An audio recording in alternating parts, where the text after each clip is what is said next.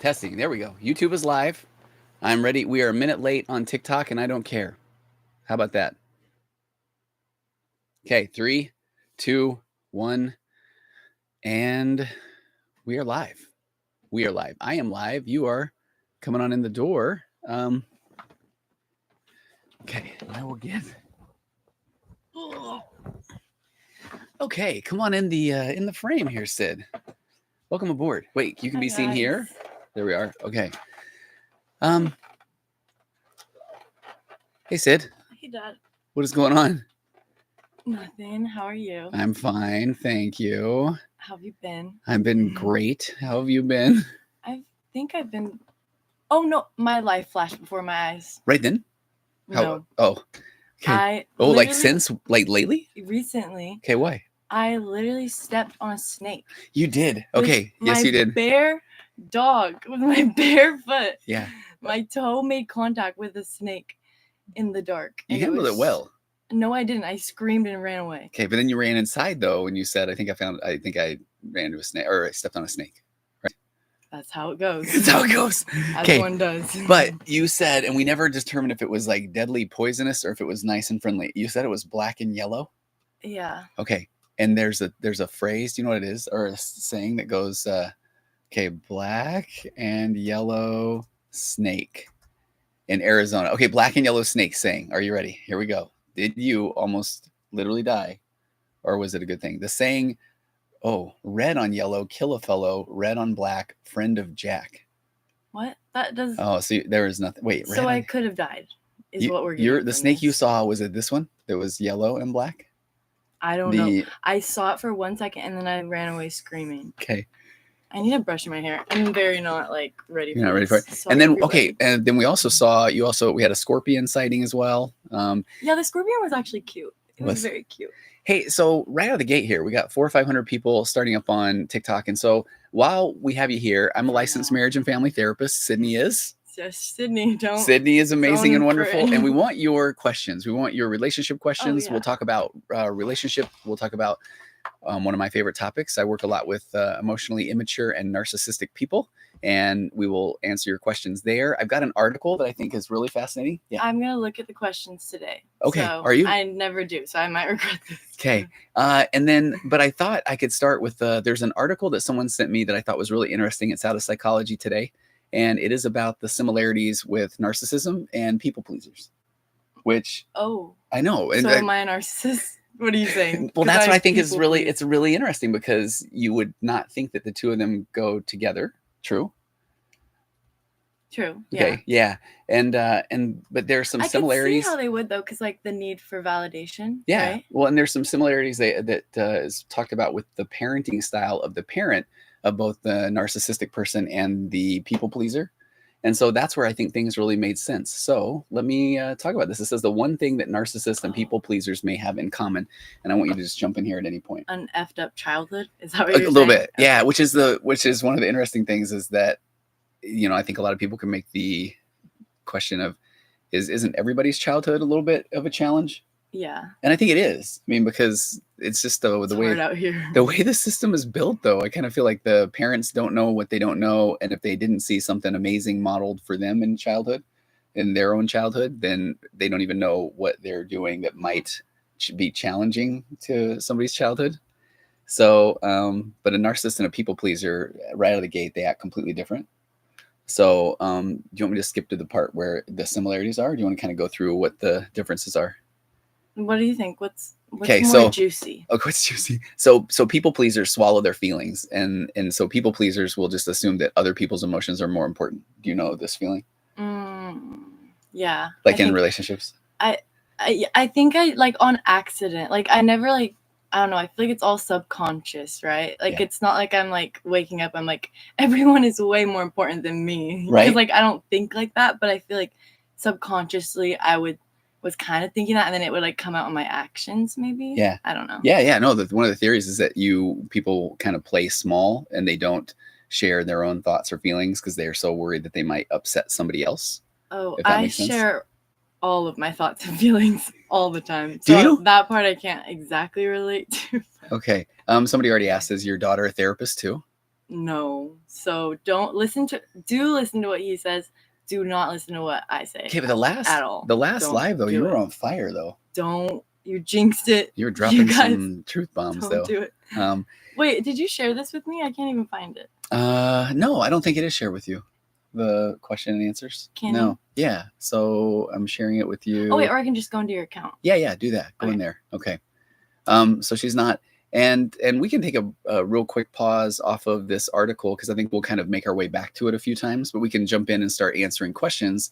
There is a question from Elisa. She says, "Hi, how do you deal with severe depression?" And so we could kind of start out there too, because I think some of this might even be a way to, a lot of times people that do feel a little bit more of anxiety or depression would be classified as people pleasers. I mean, just that because sometimes people don't want to put themselves out there or burden somebody else with how they feel, or if they're maybe around people that they say, I feel down, I feel depressed. If people are very quick to say, well, how do you think I feel? Or everybody feels that way, or don't worry about it. And this is kind of what we were talking about last time, where if people grow up and they feel like their opinions or their emotions aren't welcome, but then that can lead someone to feel a little bit depressed. Sometimes Lisa, I was about to say, sometimes I wish I could have an interaction with the person that's asking the question. And I see that Lisa just said, that's exactly how I feel. So, okay, Lisa, we'll keep the questions coming. So, and if I go back to this article that we were referring to earlier about some of the similarities, the one thing that narcissists and people pleasers may have in common is, according to this Dr. Erin Leonard, she says that even though they act completely different in relationships, the one thing that they might have in common is they both grew up with a parent who was unable to deal with their feelings. And so the example it gives is, a 2-year-old is crying in the back seat of mom's car because a bee landed on their car seat. First of all, have you ever had that happen? Have you been stung by a bee? Yes. Okay. That was like such a specific thing. Have you ever been a child in the backseat of the car? Oh no, that's stung by a bee. Yeah. Well, have you had that? Like one of my first memories of being alive is like being on a playground set thing, and I'm dumb. Kids are so dumb. Tell me what more. was I talking? Oh, I stuck my finger in one of the like holes in the playground equipment. That one is a little bit, yeah. And then a bee stung me, and then that's all. Okay, how did your parents handle that? They ignored me and they threw me on the floor. I literally don't remember. You don't remember? All I remember is getting stung. Okay. Well, what I like that that this Dr. Erin Leonard talks about is she says, okay, so mom's stuck in traffic. The kid is sitting in their car seat and they get stung by a bee, but the kid is 2 or 3 years old and they don't know how to literally say, I just got stung by a bee. So what do? They cry, they scream. And she said, if the mom's agitated, she assumes the child's being a brat, a frustrator. So she screams at the kid for crying, hey, calm down. I'm trying to drive here. That sort of thing. Fire. Oh, kind of, right? Like what? Well, and in that scenario, Dr. Leonard says now the kid feels shame and fear. Now the bee buzzes by their head and then they cry out again. The bee dies. Oh, well, hey, do all Everyone bees though? That. I don't know. Do they? There is some type of, is like a hornet or a wasp that they die if they sting you. I don't think that's everything. I have no idea. Now I'm just thinking about the bee movie. The same. So weird. Bury the bee. It's a very weird movie. Okay. Do bees die when they sting you? Okay. According to Dr. Google, a honeybee stinger is made up of 2 barbed lancets, meaning that when they sting, the stinger cannot be pulled out again. The stinger is attached to the bee's digestive tract. So subsequently, the entire digestive system, muscles, and nerves are pulled out, which is what causes the death of the bee. Death by prolapse. So you rip its guts out if you through its ass. But hey, now. This is crazy information. So an individual bee can sting only once in their life and they die shortly afterward. Note, a dead bee stinger can sting you and the force of your weight on the bee's body can result in venom injection. Betsy, we're talking about Betsy. Prolapsing bees. Yeah, pulling their stingers out and then it rips out their intestines, and it went back to a story for Lisa about if their feelings and emotions are not, look at this. Okay, Ty, a wasp can sting many times on repeat. Okay. Case, this is not what I was expecting to learn. We will get back to the very deep therapeutic topics here, Case. Just give us a second. But so what started us on this bee tangent was we were talking about how a kid, if their emotions are not met by the parent. So if we go back to this kid who was crying in the back seat of the car after getting stung by a bee, and we now know if it was a wasp repeatedly, if it was a honeybee one time, Then the B, okay, then the mom says, I told you to stop. I don't want to hear another sound. You're going to cause us to get in an accident. So what happens is the kid learns to stifle their emotions because they learn that, okay, my emotions apparently aren't wanted here. And then she talks about, okay, alternatively, if the parent is empathetic and asks the kid what's wrong, the 2-year-old may not be able to articulate what happened to him, but then the mom's acknowledgement of the child's distress or her expression of concern and the desire to help convey to the kid that their feelings do matter. So sometimes this is the beginning of the, okay, apparently the way I react to situations is not welcome if my parent is not very encouraging, or if they tell me to calm down, or it's not a big deal, or knock it off, that sort of thing. And then if you have your Ty, my husband was a pest control specialist. See, there you go, right to the source, right there. But if a parent is unable to deal with a kid's distress, or they typically blame the kid, hey, calm down, then they interpret the kid's feelings as acting out, or you're doing this to me. This is something that you're doing toward me. And so then the kid will often be punished or shamed because the parent doesn't like how the kid's reactions make them feel. And so that's where then, and we were talking about depression earlier, but that's where the kid can start to feel like, okay, I feel pretty down because apparently the way I'm feeling or acting or reacting to situations is not okay. So is depression genetic, or is it like, well, nature and nurture? I was going to say the same thing twice. Yeah. Yeah. So the answer is yes. Either? Yeah. So that's one of those where there can be a genetic component, there can be an environmental component, there can be a familial component. And this is that study that people are starting to look more into, or epigenetics, where you could have the predisposition for things like anxiety or depression. But then let's say, I just overstate this, but if you live by the beach and everybody's cool and chill and your parents are amazing and your friends just happen to be so much fun and wonderful, then you might have the genetic predisposition for something like anxiety or depression. But then that genetic expression may not be unlocked because of your situation. But then you could be later in life and something could happen, and then you could all of a sudden. So I could just be on the edge of any mental illness right now. That is terrifying. It's a theory, and actually I don't want to go anywhere. Why do I travel? That's literally so scary. Okay, but the not doing things could be, what if that's the thing that then. Okay, so what are you trying to say? I should just do things. Okay. That do things that, and that's where we get to when Lisa was saying, how do I deal with severe depression? So we're kind of like setting the table of, okay, is this what has caused is this what's caused the depression? Is it feeling like, okay, I don't really feel heard or understood in my family, or I was never really taught to be okay with my emotions, or when I express my emotions, then they're not met with curiosity. Yeah. Sorry, you finished. No, that was really it. So is it that? And then at that case, then typically what people are doing is they're spending so much time trying to manage their anxiety or manage their depression, other than just kind of living or being or doing. And that's where I was just saying that the more that people are doing and interacting with people and things that really find them a sense of purpose, that then that might help alleviate some of those depressive symptoms. But if they can't get to the things that they really like or think or feel, then they may feel more depressed because they kind of feel like, okay, their whole life just feels like they don't really know what to do, or they don't really feel a connection with other people. Yeah. What were you going to say? I kind of forgot. Did you? Okay. It was something about, I was like curious about like, what is because at some point it becomes like an actual like chemical imbalance, right? And it can, there's still a lot of, even that's why a lot of the different antidepressant drugs, and again, I'm not a psychiatrist, I'm a marriage and family therapist, but that you will have people that will try one antidepressant and it maybe doesn't work. And then they feel like, okay, antidepressants don't work, but then they may try a different one and that one might resonate a little bit more because they're still.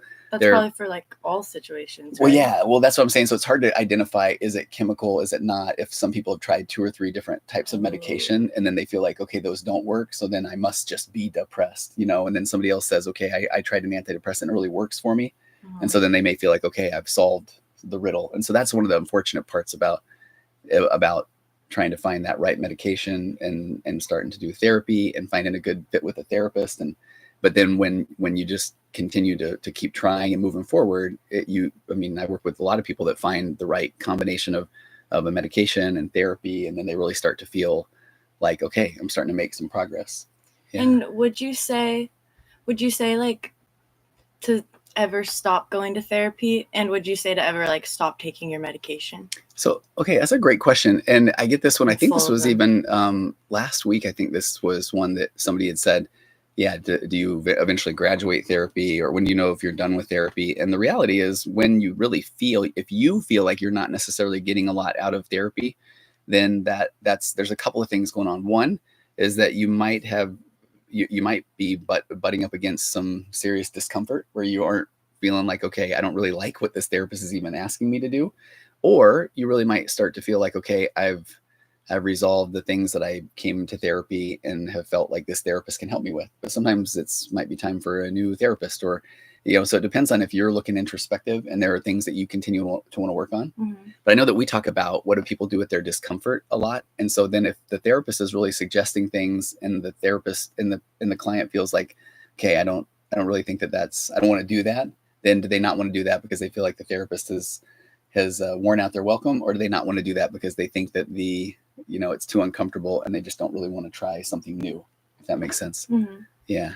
Oh, and then so you can't graduate there. Are you just saying that though because you're a therapist? No, that's right. And I'm just trying to get everybody to go to therapy, and it's a whole Ponzi scheme is what it is. Well, everyone should go to therapy. I mean, I think so. But I think that here's where I'm going with this. I know that everybody isn't in a position where they can necessarily afford to go to therapy a lot or for a long period of time.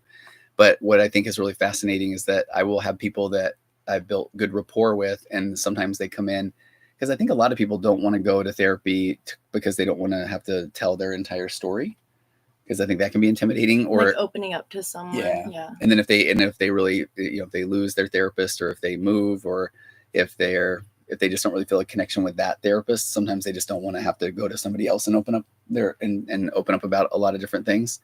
So, but I often say that I want to say that perfect world, if they have a rapport built with a therapist, that sometimes they only go in when there's crisis. And then I'm often kind of challenging the client. Are they looking at this point for just validation, or are they looking to kind of challenge their thinking or that sort of thing? And going back to when you said like that, it's like people don't want to open up, or like they don't want to like tell their story. Is that?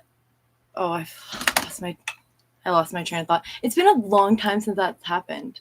Losing your train of thought. Whole episode, yeah. Whole episode. It's been like a week, right? Yeah. Dang it! I had something really good to say. Was it okay? If we were going back to the thing about people graduating therapy, try to find it. Was it that? It gets worse when you do that. It gets further away. Okay, but you know what's funny though? Here I was going to tell you. Wait, but your experience as being you might not be correct. But that is when you said it gets worse.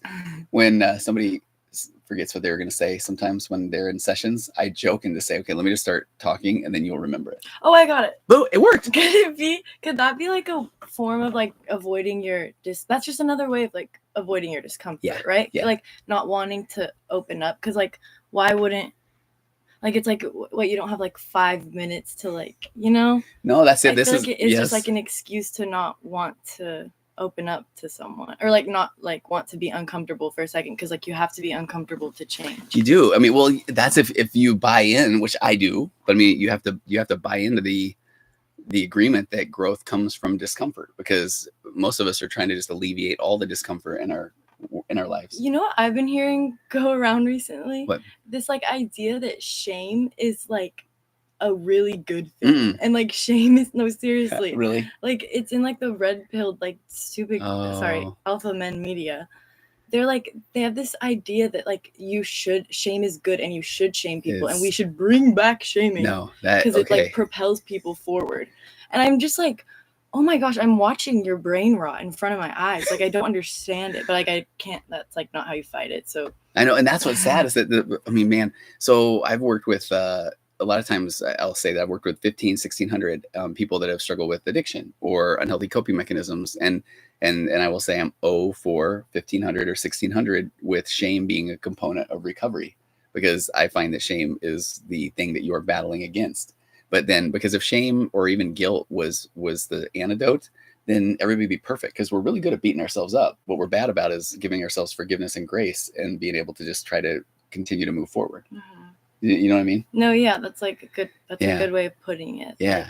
if it was that way, things would be a lot different. Yeah. And a guy, and I'm just popping up here too. I mean, where, you know, this person, Pete, says we shouldn't be coddling everyone either. And I hear you with that, Pete, too. Cause I mean, that is a little bit of that, hey, everybody gets a trophy mentality. And so I know that sometimes I think that everything happens in a pendulum swing. So we go from, you know, you need to rub dirt in it and it's not a big deal and stuff your feelings and emotions. And then you're going to pivot all the way over to, okay, everybody is fine and nobody ever does anything wrong and, you know, that sort of thing. Mm-hmm. And I'm not saying that I kind of am though, that not that the pendulum has to hit all the way back to the middle, but I think that we're afraid to have difficult conversations with people at times because we don't want to feel bad. There's that makes us feel bad, or we don't want somebody else to feel bad, which kind of goes back to the people pleasing stuff we were talking about earlier. Yeah. That, well, man, I don't want to say this because I don't want that person to feel bad. But in reality, if you're saying something from a like a healthy ego or from a place of, you know, I like to call it calm confidence, and you really aren't trying to manipulate them, coerce them, control them, but you're saying, hey, this is something that I find important or impactful, and I would love to share it with you, then I'm giving that person a chance to then respond. They might say, hey, I appreciate that. That isn't really something I'm interested in. But if I'm afraid they might take it the wrong way, then I might not ever express something. And then I'm going to beat myself up because, man, I should have said this thing, you know? So that one gets a little bit tricky too. Shame. Yeah. And Rob, people have shame and it's embarrassing to let it out. It really is. And that's, I mean, that's one of the most difficult things, and why, if we go back to why I think therapy is so powerful, is you're working, hopefully going to a therapist that is going to, their job is to hear you. And there's a reason why you do the things that you do. It's because the things that you grew up and saw, or the things that you don't know, or it's your reaction to certain situations. And that's why I think that going to therapy is such a helpful thing, because if not, when we just leave things bouncing around in our head, they go to the negative. And it's like, we've talked about that before. That's like a survival mechanism, because we're worried that if all of a sudden we just start thinking everything's great, that, you know, then we'll turn the corner and there'll be a woolly mammoth there ready to attack us. Or coyote, literally in your, or a snake. Calling back to earlier, right? Yeah. Okay, here's like Kahosha. What are some of the ways to utilize your time with your therapist?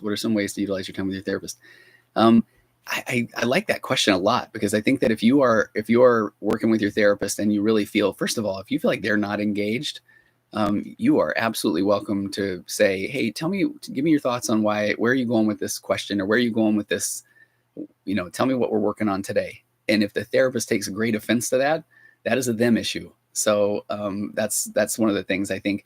Or I love when somebody does come in and they've got a list of things, and they'll, you know, and sometimes they'll apologize. I'm sorry, I've got a list of things I want to talk about today. And I get to say, yeah, that's great. That's smart. It is, right? To like, because a lot of times I feel like I'll like have all my things that I want to say, but then when I'm person to person, my brain goes completely blank, you know? Yeah. So like, that's smart to like have all your thoughts down. People should totally do that. They really should. And it's funny, because I think that it's the people that do feel like something's wrong with them, or the people pleasers that are going to therapy. And when they do that, then they'll apologize. Hey, I'm sorry, but I wrote a couple things down. Is that okay? You know? Oh yeah. Do you think so? People like people please their therapist for sure. all the time? Oh, for sure. And I've had people tell me that before, where they've said, you know, a matter of fact, I mean, I've heard this recently from someone where they said, sometimes I'm not 100% sure what you're talking about, but I don't want to tell you that because I'm worried you'll take it the wrong way. About you? Yeah. And I'm like, oh, bless your heart. Like, please, what? Retweet. Okay. Wait, what do you mean? I get confused sometimes. Oh. And then I just try to like pick out the context clues and jump back in the conversation. And I'm glad you're saying this though, because I don't know if it was last time or the time before, but one of the things I think is the best thing that you can do in a conversation with somebody that you care about is to say, hey, you lost me. Can you kind of go back and go over that again? Or I'm not really exactly sure what you're talking about. That's true, because because like my fear is that they think I'm not paying attention and I don't care, but like by doing that, you're showing that you do care. Yeah. Really. Your mom is good at this with me. I was sending her text today, and I was talking the text. We were playing golf, and I was talking the text. It sounds so old. Does it? On my telephone, Sid. It was in Morse code. But it didn't pick up all the words, and I didn't go back and reread it. And so then she said, I'm not really sure what that said. And I really am grateful. I think maybe way back in the day, I might have been like, oh my gosh, I can't believe you didn't understand. But now it's like, oh, thank you for sharing that with me. Mm-hmm. So that is your challenge now. Have you never had that problem with moms talk to text. What do you mean? It's like deciphering a different language with both of you guys. I feel like Okay, whenever it says like sent from Siri, it's like, what are you saying? Like with mom stuff? Is that what you're saying? I'm not talking crap. I know she's on the other side of this wall. She is. She literally is. When should somebody go to a therapist versus a psychiatrist? And that's a great question. Every now and again, I think it's good to just go over this really quick. So the psychiatrist is a medical doctor. So they've actually gone to medical school. Oh, I think we did a clip about this, right? They've done rounds. I mean, they've probably maybe even done a little during their residency, going rounds. They've maybe delivered a baby. Yeah. They might have done a little bit of dermatology. Oh yeah, and I came up to him and I like made him fact check that. So I was like, what are you talking about? Is that really true? All of a sudden I was like, oh man, is this what gaslighting feels like? So I'm like, I don't know. I'm good at that.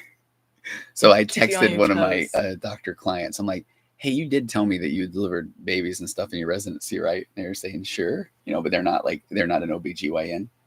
So I still like think that's so crazy. They like make you do everything. Well, I think at that point you don't yet know what you're going to specialize in. So the psychiatrist is the person that is working with mental health issues and they're prescribing medications and then so I'm a licensed marriage and family therapist. I'm in the same level, I guess, with a licensed clinical social worker, a licensed professional clinical counselor.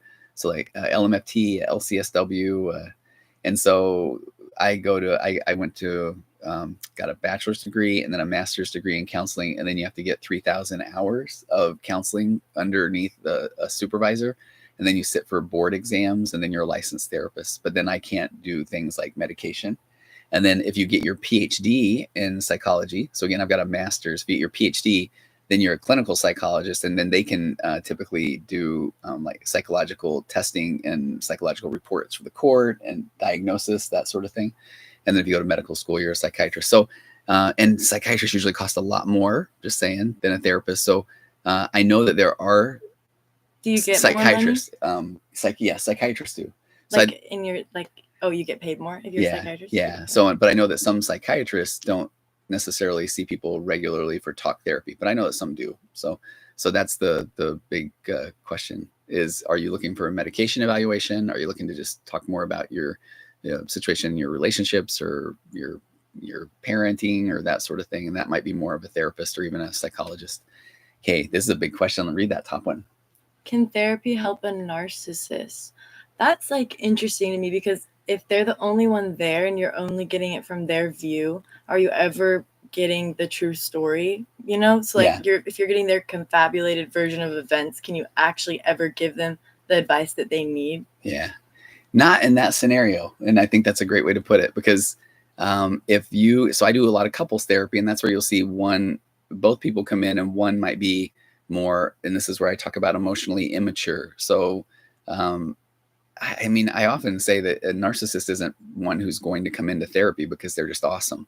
So the percentage of the population that actually would be narcissistic personality disorder diagnosable is very small. Some people think it's between 3 and 5% of the population, but if you just go on social media or even listen to some of my podcasts, you're going to think that 50% of the people are narcissistic because that's everybody's ex is a narcissist and everybody's boss is a narcissist and that sort of thing. Mm-hmm. But I start with everybody's emotionally immature, and that's the reality, right? It's like everyone just doesn't want to change. Yeah. And sometimes it's hard to decipher. It really is.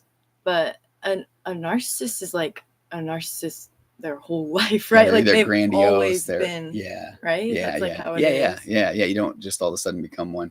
And that's what it's interesting. Now back to this article from earlier that's talking about a people pleaser versus a narcissist. What I think is really interesting is actually let me read this when we were talking about this. Okay, so if you've got a parent who is unable to deal with a child's distress and then they blame the child, so then that means that parent's emotionally immature and or narcissistic. So then they're training the kid to then feel like their feelings don't matter. So then what happens is then that kid may only feel like the way to get somebody to love them is to control them. So that can show up as narcissistic. Or that can also, that's where are incredibly emotionally immature, because that person doesn't know what they don't know. So they do really feel like I have to make this person think I'm amazing or else they won't love me. So that can be that grandiose version of narcissism. Mm-hmm. And then, or that the person is going to be so incredibly emotionally immature that they're going to just, that's where some of the things like the gaslighting or the manipulation or those sort of things, because they're afraid that if that person they're in the relationship with actually knows how they think or feel, then they'll leave. So they try to show up as this, you know, the best version of themselves. And so do you think they're aware that they're doing that? Like, do they know that they're gaslighting? Or maybe not that term. Like, do they know that they're not displaying the situation as it is? Or so is it all subconscious? I think it's more in the subconscious, because I think that this is that concept. There's a phrase in narcissism where gaslighting is a childhood defense mechanism.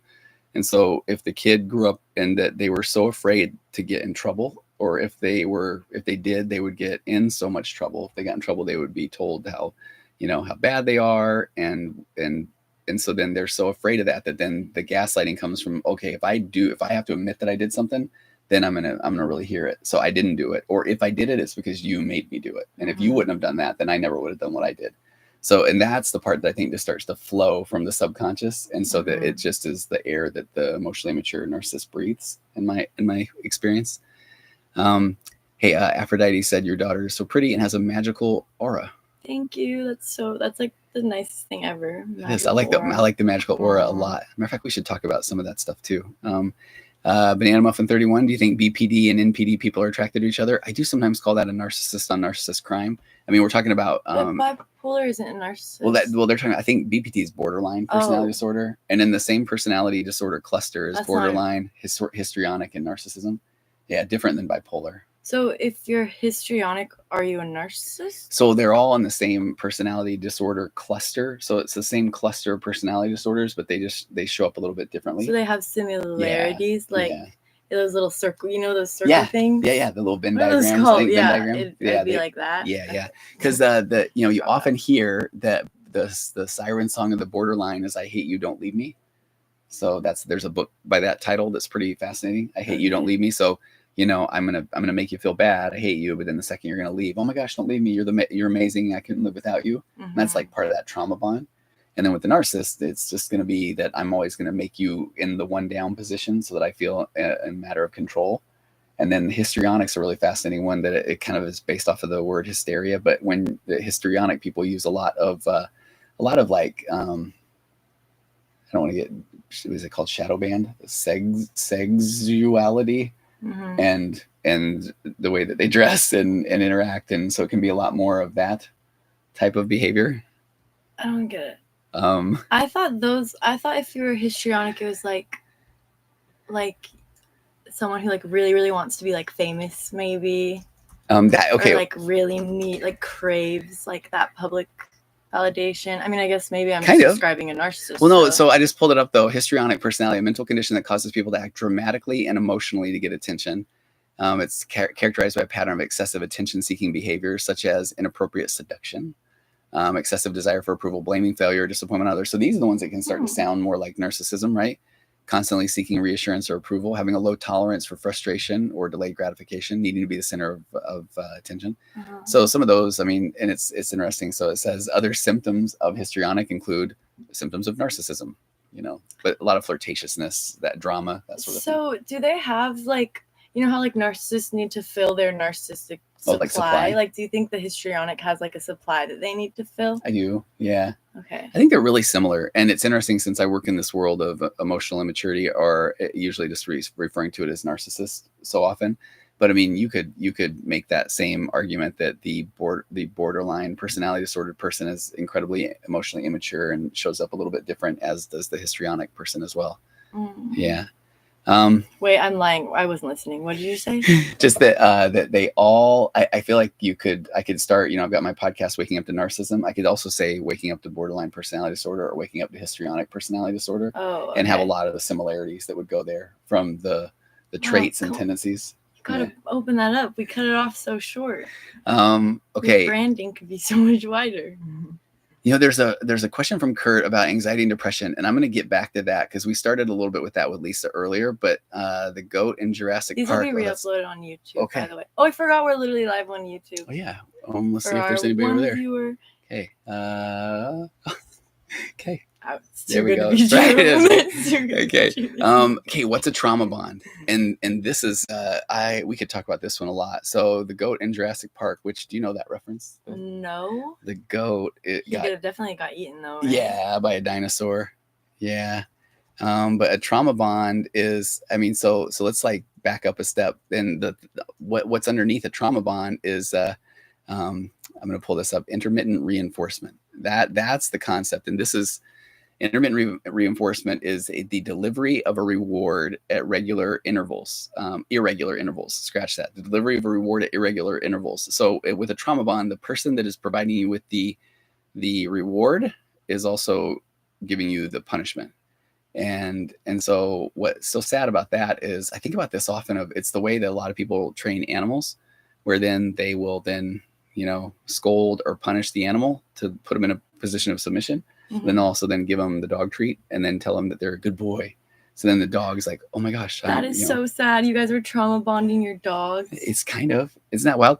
And I even think that you could almost look at that as at times it's a parenting. I mean, so I'm a big fan of this nurtured heart parenting approach, which is saying that you never react when, your kid's pushing your button. Because if most every parent says that they want to be the kind of parent. You're not supposed to react? Well, no. And I'll tell you why. Stick with me on this one. So I think that parents say, hey, champ, you can come to me with anything. Like that's when it's going to make the parent feel like a good parent. But then when the kid, let's say, fails a class, gets a ticket, something like that, then the parent gets really frustrated and upset. So now what did the kid, you can come to exactly me for right. And in that scenario too, that's where we talk about that whole getting rid of their discomfort. So the parent's really upset. I can't believe you did whatever you did. And then I get really angry to alleviate my discomfort, and I diffuse my discomfort into my relationship with my kid, basically saying, you now need to make me feel better. Mm-hmm. So the kid's like, I'm so sorry, I'll never do it again. Okay, that makes me feel better. But then the parent all of a sudden is like, okay, so are we good? But now I just basically taught the kid that, oh, you can't do that again, or else you're going to get in trouble. Mm-hmm. So because I just had to promise I'll never do that again. So then now the parent's like, okay, good talk. And then the parent feels great. So the next day they're like, hey, what's going on? How you doing? And the kid's kind of like, okay, I'm not really sure how I'm supposed to act now, because I feel like I am supposed to say, okay, we're good, but I don't feel like that way. Do you know what I mean? Wow. And like doing that on we talk about how it's bad in relationships, but doing that on like a young developing mind, like that cannot be good, Yeah. Well, and I think unfortunate is that a parent, I don't think this is one of those things that a parent doesn't know. They don't know what they don't know. And then when if let's say that they got really mad at their kid and they feel bad about it, then how do they get rid of that discomfort? They apologize. And then they're like, man, I'm so sorry. I'll never do it again. And then they feel better. And then the kid is there to then tell the parent, okay, I forgive you, because I don't want my parent to be upset with me. Mm-hmm. But then the kid kind of feels like, I don't know if I can trust that. So that's that intermittent reinforcement. And it's interesting too, a couple of the more modern day examples of that, not just in relationships, but do you get notifications on your phone, or do you turn them off? Do not disturb all the time. Okay. That is because the social media notifications, you might not always get likes or comments, but when you do, it's rewarding, which then makes people want to go check more. Oh, see, it's not rewarding. It gives me anxiety. Okay. Yeah. And like just knowing that someone could call me at any second of the day also gives me anxiety. So I turn it off. Okay. Yeah. But I actually do see how that's, when I used to be on a dating app, Hinge, that's definitely how that works. Okay. How so? Like you get a notification, you're like, of course that makes you feel good. You're like, someone thinks I'm hot. But then you check and it's a little nasty man who is going to treat you like absolute crap. So don't do that. Yeah. Delete it. Okay. So no, I appreciate that too. Betsy's moving into the number one position. Let's do this, Betsy. Thank you. We appreciate you. We do. We really, really do. The trauma bond, though, if we kind of go back to that intermittent reinforcement, this, and I think that we've talked about this a time or two before, but it's the most powerful motivator and manipulation tactic. And because the abuser then mixes these episodes of love with the abuse, and then the person starts to get so worn down that they'll do anything to get that scrap of love or that little bit of affection. And especially, this is why you find so many people pleasers in relationships with emotionally abusive people, because the emotionally abusive person says what they need to say to take that control or manipulate, and then they feel good. They've alleviated that discomfort into the relationship. And then the kind person, the people pleaser, is going to now do whatever they can to make that person feel, to then say, okay, I love you now. And I've watched it just ruin people, you know? Yeah. Because then the person just desperately hangs on to this hope that the narcissist is now that they are going to be reformed. And sometimes it's from a person that feels like, no, I can hang in here long enough that I can help change them.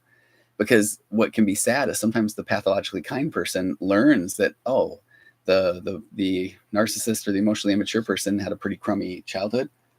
Exactly. And Right. it's like, it's hard because when you're like inside the relationship, I feel like you see it so differently. Like you don't see it as this intermittent anything. It's not like this good, bad. It's just like I've maybe almost kind of dipped a toe in a situation like this before. Yes. Yeah. And it's like I never saw it like that. I just saw it like, oh, they've been good before. They're a good person. Like they are a good person. Like I need to like stand up for them no matter what, Yes. you know, because it's like you see these bits of good and then it's like you can't accept the bad at all. Yeah. But when you break it down like this, it's like that's not what it is. It's literally like, oh, you're getting rewarded for the good, so the bad you don't see it. Like Right. it's like slipped under the rug in your mind, and like you excuse it, and then what it feels like. I think, well, tell me, let me ask you then, as a kind person, then does it I'm feel not a kind person. You are a kind person. But I like where you're going with this, because I think that the nice person can then, they're more forgiving, so they are willing to say, okay, I'm gonna just pretend that didn't happen, or you know what, I don't have to react to that, and I'm going to show this person even more love, even though they treated me that way. Yeah. Which is not okay. Well, because it's so hard, because it's like when you love someone so much, it's so hard to accept that they're the person that's hurting you, like, or that they're hurtful at all. Like in your head, it's just like, oh, they're broken, I can fix them. Oh, it literally came out of my mouth. That's wow. And I know Like, I appreciate that though. Fix yourself. Ew. Well, and I think what's interesting when you say it too, Sid, is that another of these things that break my heart is when people do often say what you just said there, when they say, but I just love this person so much. And that's where now I have to deal with my discomfort as a therapist, because I'm worried it will make that person feel bad. But it's okay, tell me what love means, because is there room in a loving relationship for verbal, physical, and emotional abuse? And oftentimes people say, well, yeah, because there's also these times where they're good, and that's not okay to put up with the bad to get to the good.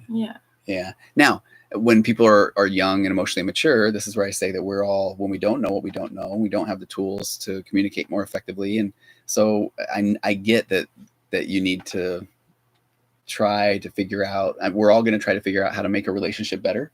But the difference as a relationship person, a therapist, are both people trying to become better? Because we definitely don't, we just don't have the tools or the skills to communicate more effectively and to sit through the discomfort. They have to be working on themselves. Like what I've been realizing is like, if they're broken, you can't fix them. Like you can't fix them. You don't want to. Like they have to fix themselves. Literally recently I was with, not recently, but like the last guy that I was talking to is like clearly very broken, and I kind of thought that I could fix him, but it was like realizing it like from an outside perspective, it was like he wasn't trying to fix himself at all once I was like there giving him that validation. I was the band-aid. Like there was no reason for him to try to fix himself, because like why would he have to? Like he has a girl validating him every day and like telling him he's great. And in my head, I think I'm doing something good, but no, you're not. You're just telling this guy that he's good for being crap. Yes. It's just like making it's making the situation even worse. Like, oh my gosh, I feel so bad for the next girl that has to talk to him now. Well, instead, so what you just said though is so good, because I think that that's where we go back to the concept of the emotionally immature or narcissistic supply. Because if they aren't out there doing their own work, if they're not out there even reading books, going to therapy, trying to self-confront and look at themselves, then if they don't feel good about themselves, then that's where I always say they just need another human being to interact with, so that they can put themselves in that one-up position and make that person feel down. Because then they're like, okay, I feel better now. Don't you think it could happen with even a non-narcissist too, though? Oh yeah. In what way? Like, tell me. Just like if you're getting that constant validation from your partner, like, why would you try to change yourself? Yeah. You know, if like if there's nothing to make you change, is something going to change? You know, like For sure. Like a lot of times we have to kind of hit rock bottom to realize that we have to change. So I don't know. No, it's good. It's so well said because I think it really was. It really was said because when I like to say that we're all emotionally immature until we're not, is that people fall into this pattern of and I keep going back to that, alleviating their discomfort. So if even somebody that feels more, their partner thinks they're more emotionally immature, but that emotionally immature person is also a people pleaser, then they're going to do whatever. They're afraid to express their own wants or needs in a relationship because they're so afraid that they'll get rejected, that then they'll just stuff them and then they'll just try to take care of that person. I'll do whatever I can to make them happy so that they will love me. It's a part of what that nice guy syndrome is. Do you know that one? No, I've never met a nice guy. Okay. Tell me about those. What? Where do you find one of those? But nice guy syndrome is the thing where it mimics a little bit of, sometimes I'll do the definition or the difference of nice guy syndrome, emotional immaturity, and narcissism. And the nice guy syndrome is a person that really is so afraid of rejection that they will try and do anything they can to do things for others. That was seriously the last. No, yeah, that was actually the last guy I was talking to. I mean, if you're watching this, listen. Okay, well, I know that one though. I mean, I feel like that's a lot of the guys I work with, including myself, would be more of that recovering nice guy syndrome, because one of the saddest parts about that is nice guy syndrome. The nice guys, there's a concept called covert contracts, where then at times they'll be like, okay, if I just do all this stuff, then everybody will appreciate me. And then when they don't, then I'm going to feel really bad, but I don't know what to do with that bad feeling. So every now and again, then the nice guy will get really frustrated or upset. Then they'll lash out. Then they feel horrible. So then okay, I just need to do more so that I can make everybody happy so that they will love me. But then meanwhile, you're making everybody else happy. And so they're doing good. So, so then you're like, oh my gosh, why does no one care about me? And it's because you don't care about yourself. So you're just doing whatever you can to make everybody else happy. And it's so much time wasted. Like every activity that you do for somebody else is just like taking something away from yourself. Yeah, it is. And that's a great point. Yeah. Nick, do you also look at YouTube chat or should I stay on TikTok? Oh, dang Nick, that's a great question, Nick. We really want you on that. Yeah, we want you on that YouTube chat, but we've had like 8,000 people honestly, on TikTok, and we've had 3 on YouTube. If you comment on the YouTube, we might see it like for 20 minutes. Oh yeah. Here we go. It would take there we go. So long Hi, therapist man. It's Nick. What's up, Nick? Nick, you'll be there for like an hour. You will. All right. By the time that reaches the top, it'll be all you. Hey, Chris Delia says you're so eloquent and wise. Thanks. How old are you? Are you 30? Something? 45. Yeah. No. I'm 22. I'm the Taylor Swift song. You are. I know I said that same thing. And okay. I will not. Okay. Somebody said, I've never heard the term pathologically kind. What does that mean? And I got this from a friend of mine who wrote a book called Human Magnet Syndrome. I say friend, we've talked a few times. I really like his work. Ross Rosenberg. We've done a couple of TikToks about his self-love deficit disorder pyramid that I think is so good. Oh yeah. Yeah. Right. But he talks a little bit more about the concept of pathological kindness. And I've really run with that, but I give him credit for that term. But if you think about what pathological means, that it's like it's that thing that's, a pathology. I even looked up the definition, it's like relating to pathology. Let's see, compulsive, obsessive, a pathological gambler. Being pathological means extreme in a way. Now it says it's not normal or shows an illness or a mental problem. He's a pathological liar. He's a pathological gambler. She has a pathological fear of heights. But I really think in the concept of a narcissistic and emotionally immature trauma bond, or what Ross Rosenberg talks about, the human magnet syndrome, is you have a pathological kind person. So that kindness is just in their DNA. They are pathologically kind, almost to the point where it can be a negative. Could you replace that with like inherently nice? Yeah, I like that too. Yeah. And I think that maybe the reason I keep going with pathological kindness is because it is just so ingrained in that person to be nice that it's even to the detriment of their own well-being, because they will and when I find people that are in the relationships with the more emotionally immature, that's when I talk about those rules of interacting with a narcissist or emotionally immature person, where you raise your emotional baseline, which is the self-care. We've talked about that. You get your PhD in gaslighting, not literally, but you really learn what it means. You get out of unproductive conversations. You set healthy boundaries. And we've talked before that a boundary ends up being a challenge for a narcissist or emotionally immature person. And that's where instead of an ultimatum of you need to be nice to me, I love that show. Right? Wait, which one? That's just a really good show. Which show? The Ultimatum. Oh, the Ultimatum. Okay, I don't even know about that one. It's great. Is it good? What's it about? They do ultimatums. Oh, okay. Duh. But that fifth one is there's nothing you will ever do that will cause the narcissist to have an aha moment or an epiphany. They need to come up with that aha moment or that epiphany on their own. And the reason I mentioned that with the pathological kind person is that's where you see the kindness as a problem, is that the kind person continues. I will figure this out. I will continue to say things until I can get that narcissistic person in my life to finally go, oh my gosh, you're right. I'm being mean. But in reality, the more that the pathologically kind person tries to give that narcissist aha moment, the more that you are losing your own self, because that narcissist is never going to get it. So it's just a never-ending cycle. Yeah, it's a never-ending cycle of abuse. So, yeah, it really is. So that's where I go with that that pathological kindness piece. Okay, wait, did Nick say something over here? Okay, weird question, but have you been keeping up with the Drake versus Kendrick Lamar beef? Hey, hang on, there's Cooper Ferguson. Hey, Cooper. He's a huge fan. Cooper's married now. Cooper got stuck in Colorado when I talked to him earlier this week. Okay, Nick, this person right here has kept me in the loop. I don't even know with where the Drake versus Kendrick Lamar beef. With it though, I'm obviously Team Kendrick, but I just recently heard that apparently he like beat his wife or something. Yes, I know. I'm so annoyed at him. Okay, I don't know anything. Okay, but I mean, Drake's obviously a P word, so like, how would you be Team him? And his music is not that good. It's like very overrated in my opinion. Okay. Hey, and I just saw. I'm not trying to go. Wendy just said, I think I'd not acknowledged Andrew's comment about that I just described their marriage. And so I appreciate, Andrew, I did see that. And I appreciate you sharing that. I think it was when we were talking a little bit about the emotionally immature or the trauma bonded relationship. So that does, I'm so sorry to hear that. Yeah. Okay.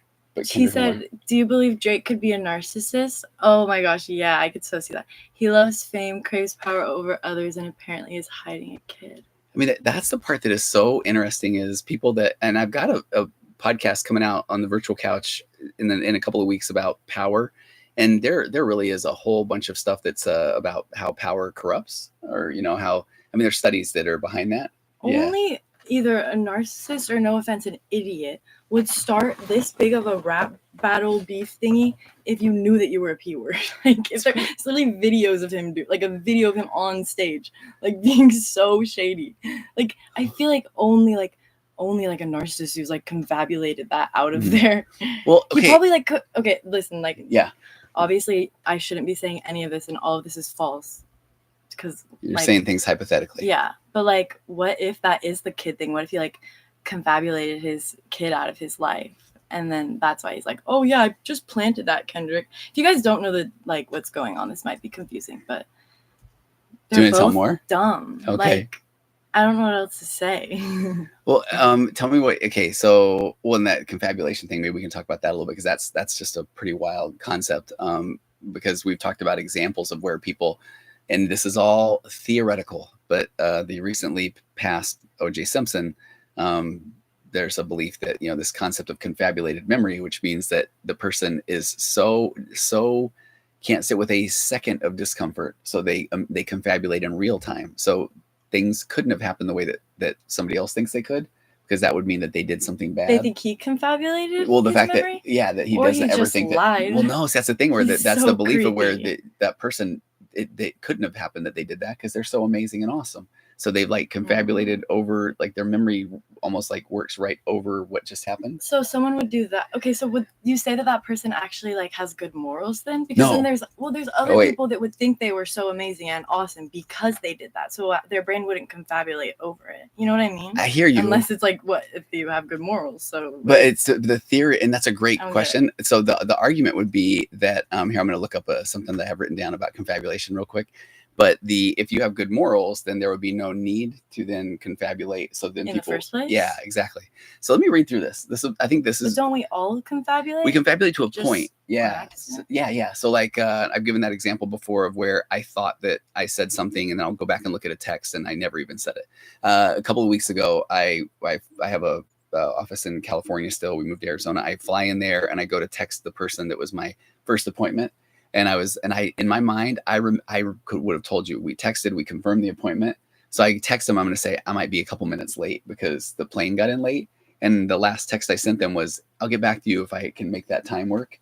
But that's I feel like that's a harmless version of confabulation, because or a glitch in the matrix. A glitch in the matrix, maybe. But let me read this. And this is this is full disclosure. There's an abstract by someone named Sam Vaknin, and he has an article called "Dissociation and Confabulation in Narcissistic Disorders," and it was published back in 2020. But then I took the concept of narcissism and confabulation, and I added in there how this equates to emotionally immature people. So narcissists or emotionally immature people often disassociate or erase memories and are amnesic because their contact with the world and others is through a fictitious construct, the false self. So a narcissist or emotionally immature person doesn't experience reality directly. They experience it through a distorted lens. That lens initially developed in childhood, because narcissism or emotional immaturity. So it's like a lens to protect them when they're a kid. Yes. So that's what I say. So narcissism or emotional immaturity initially develops as a series of coping strategies that began as an adaptation to a childhood family situation that left the person then with unstable self-esteem, or the inability to regulate their self-esteem without external validation, and lower empathy. I don't really get why they can't do work to take it off then. That's what I don't. Well, because they've been, and sometimes I want to come up with a T-shirt that says, narcissists, confabulating since birth, which maybe I'd be the only one that thinks that's funny. One sale. Would you? I would get you one. But listen to this though, right? So this is from that Sam Vaknin's article. In an attempt to compensate for the yawning gaps in memory, narcissists and emotionally immature people, that's the part I added, confabulate, meaning they invent plausible plugins and scenarios of how things might, could, or should have plausibly occurred. So to outsiders, these fictional stopgaps appear as lies, but the narcissist or emotionally mature person fervently believes in their reality. They may not actually remember what happened, but it couldn't have happened in any other way than they need it to happen in order for them to fit the narrative that they have created. Mm-hmm. So they have created this narrative that they are never wrong, because go back to that childhood defense mechanism, because if they're wrong, then they are going to get, sometimes physically abused or emotionally distanced from their parents. So then they're going to say anything they can to make sure that they are not the ones that got in trouble. Okay. Yeah. Does that make sense? Yeah, I was thinking about something else. What were you thinking? Did you see the thing that came out about Diddy? No. Oh my gosh, it was awful. It was this video of him, literally. Everything is alleged. It's not alleged. Oh, is that? I saw it with my own eyes. Oh. It's that. Speaking of that, it's so annoying because literally in the all the headlines about it, they're Diddy alleged to be, and it's I'm watching it on the video, but apparently he can't get charged for it because the statute of limitations went up or whatever, which I think is ridiculous. Yeah, I don't if someone gets murdered, it doesn't. No, there's no statute there. Yeah. So why would that be different for a brutal beating? I don't know. That's one I don't know enough about how the legal system works with that, because you're right. It doesn't work. Right. Okay, so back, and I'm sorry, I just went back to confabulation. Tangent, sorry. Well, I just saw that in the question, and I appreciated this. A couple people said they confabulate, never heard of that word. Rob just Googled confabulate. Rachel, me too. It's once you understand the confabulation concept, it's pretty wild, because you see yourself do it in your own memory. This is why I think that memory is so fascinating, because the mechanisms of memory themselves are that we think of something in we think of a flash of that event, and then we fill it in with all the gaps that have a lot to do with how we feel at that time. So if today I had a great day, we played golf and it was almost 100 degrees, but I had such a fun time that then, somebody had already said to me, "Oh, must have been super hot." And I was like, kind of, I guess, but we just had a great time. But if I was there miserable and then I'm sweating and I brought sunscreen, if I wouldn't have done that, if I'd have some sunburn right now, then my memory of the golf outing today would probably be, oh yeah, it was super hot and I got sunburned. It was miserable, but I brought sunscreen. We had a great time. There was a breeze blowing. So my memory of it was great. And so, you're packing in that memory with all your feelings and emotions around what happened. And then when you put that memory away, that is the memory. So then if somebody said, "Hey, have you guys golfed in Arizona?" I'm like, "Oh yeah, it's awesome."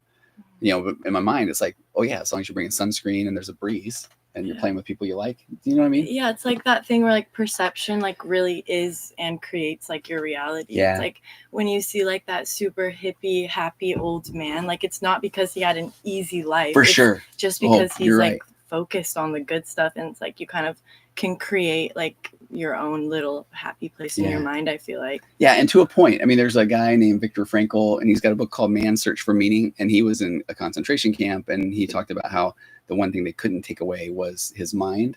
And so it wasn't that he was necessarily happy there, but he would then remember things. He would try to go through songs and words and situations in his mind to keep his mind sharp. Again, not saying that, and he had a great time, but it was that he took that moment and then used that moment to kind of create the as good of a situation as he could in that situation. And you know, whenever I go speak somewhere, I will often say, actually, I spoke to a group of a couple hundred mothers this last week about communication.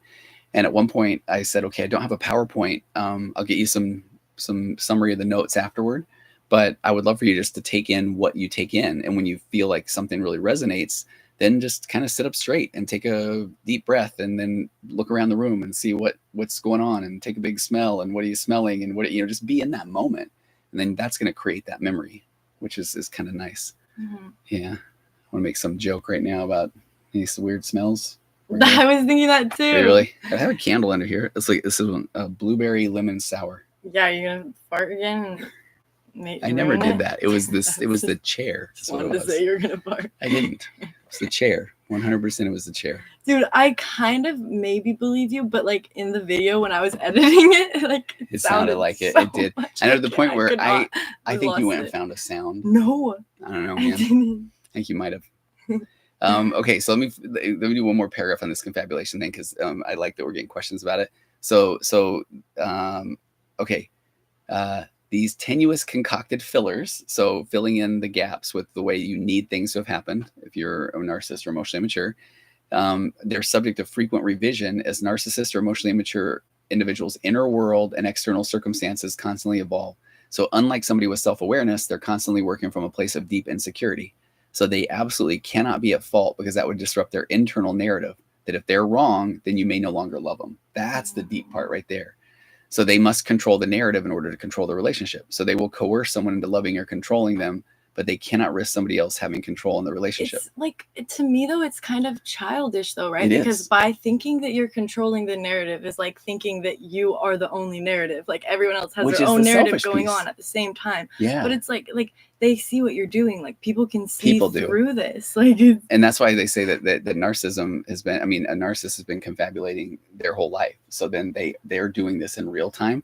And I'm glad you said that, because this last little part that I think it says, this is why narcissists, and I put emotionally immature people, often contradict themselves. Tomorrow's confabulation negates yesterday's. The narcissist or emotionally immature person does not remember previous tales because they're not invested in the emotions and cognitions that are integral parts of real memories. So they may say something, and then you come back to them a month later and say, oh, but remember you told me this? And they're like, no, I didn't. So are they is that to say they're kind of in like a fight or flight all the time yeah, too? For sure. Oh, it's going to get sad again. So they're always like in defense mode.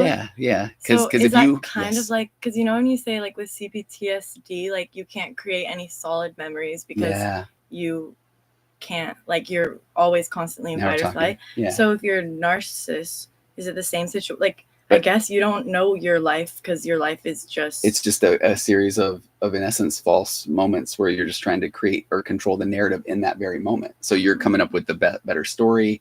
Oh, that's what you did? I did that better. Or I always know somebody that did something better. Because then that thought is that, okay, if for some reason you think that I'm less than, then you'll leave me. So I have to continually take this one-up position. Okay, but what if the narcissist has like cut everyone out of their life, like ruined every relationship? Not to say that everyone does. No, but they eventually do get rid of a lot of people. Like if you are, like in your own little hut, then what do you do then if you can't get your supply? If there's no one to there's no one to even bounce off of, what do they do? They find more people too. That's why they find more. Do they though? Like they can't be alone. They can't be alone because inside they have a false sense of self. So that is so anxiety laden that then they're going, and that's where you'll see then the narcissist, the different types of narcissism, vulnerable narcissist, which is one that then might really play the one down position until they get you in a relationship. And now all of a sudden they take the one up position. And that's where you'll see the stuff like love bombing, or the person that will say or do whatever they need to do to get you in the relationship, but then they change the relationship immediately when they're there. Because it was like, and I've worked as a couples therapist with people that say, well, yeah, but everybody says things to get the person to like them. But then at that point, I mean, we all change. And it's like, oh, so says the person trying to say, right, guys? Like, we all do this, right? Mm-hmm. But they don't. Yeah. Oh, Kurt, we never went back to Kurt's. I suffer from anxiety and depression. Do I have advice? So, all right. Thank you for bringing that back. Do your puzzle. Oh, gosh. If I don't do this puzzle, we go away. Oh. Did they do it? Nice. Whew. That's wild. If you wouldn't have seen that puzzle, it said the live will end in 44 seconds. I was literally staring at it too for the whole 15 seconds. And we're up to, and again, thank you so much. And let's be real here. We're up to half a dozen listeners on YouTube and almost 15,000 on TikTok. Did you say half a dozen on YouTube? Well, two currently. Two. But I think that I've seen there are 3 earlier. So that's like about 5 or 6 here. And right now on TikTok, 14,000. That's my mom and my sister. And right. And Nick. And then Cooper. Nick. See, I like that. Okay, back to Kurt. I suffer from anxiety and depression. Do I have advice? And some of it will go along with what we've been alluding to a little bit tonight, is that I really think that the more, if you grew up in a family situation where you didn't necessarily feel heard or understood, or maybe you find yourself in a relationship now where there's not a lot of curiosity about you and your experience and who you are, that then we can often suffer from just feeling like, what's wrong with me? Why don't I feel better? Why doesn't anybody care? And so if that's the scenario, at some point, my advice would just be that just know that, you as an adult human being can truly do anything. I'm not going to say you can do anything you set your mind to, because I'm too old. I can't make the MBA or that sort of thing at this point. But you can start to look at what do you want to do? And if you have a hard time even knowing what you want to do, first of all, that's pretty normal. But a lot of people that suffer with anxiety and depression will find themselves where they just feel like, I don't know who I am. I don't know what I want to do. And it's because you've been most likely been in a relationship, whether it's from childhood or in your personal relationships now, where you haven't been encouraged to grow and you haven't been encouraged to find the things that really matter to you. Or if you say, I want to go play the banjo, then everybody's saying, geez, okay, well, we can't afford that. Or what am I supposed to do with my time? Or, okay, well, if you're going to do that, what do I get from that? This tit for tat situation. Because really one of the best things you can do to start to alleviate anxiety, depression, is start to find a purpose, a sense of purpose. And if you don't know what that sense of purpose is, just start doing anything. I mean, as you start to interact with more things and listen to more TikTok lives and read more books and try things, you'll start to recognize the things you like or the things you don't like. And then one of the most unfortunate things, though, is most of the people that are maybe struggling in this situation are in relationships where they don't feel like they feel very supported. So they do feel like they're alone, or that they're, this is all on them. And I think that can really, I don't know, that can be such a challenge, because now we get into the world of yeah buts. Let's say, okay, I like what Tony and Sydney are saying, and I want to try something different, but then sit back and wait for the yeah buts. The yeah but is like, well, yeah, but I don't even know what I would start with, or yeah, but I don't even know when I would find the time, or because unfortunately our brain does kind of say, all right, I know what right now feels like. That feels comfortable.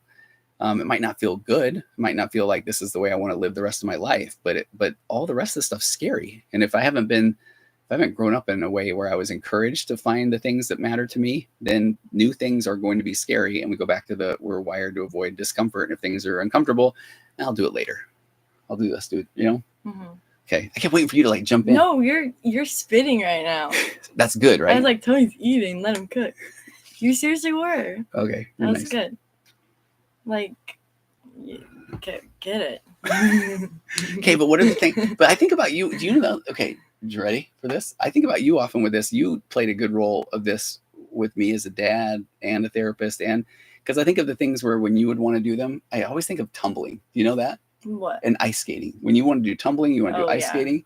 That was when I was really starting to figure out. And your mom was so supportive, but it was like, you were in. How old were you when you wanted to ice skate? I have no idea. Do you remember it? I remember ice skating a little bit. Like you were what, 18? No. But you were. I mean, I want to make jokes and say, little kids learn to ice skate when they're 5 or something. And whenever I am having when I'm having anxiety, I'm like crying. But when I think about it, I just try to tap into who I was as a child, because I was social anxiety did not exist in my realm of anything. Yeah. To my dismay, it was to everyone around me. It was it was not okay. I would say anything. Yeah. But like, oh my gosh, I was having so much fun. You know, like I literally didn't care. Like, and yeah, like if I wanted to do something, I would just do it. I feel like I don't even do that anymore as much. Okay. Well, even where I go with that I would like it when you would say, I want to ice skate, for example. Honestly, my first thought would be, well, yeah, but how much does that cost, or what kind of time is involved, and what if you don't stick with it, and all those things. But those I didn't. I never stuck with one single thing. But you did, well, tumbling and stuff you did. And that's not true.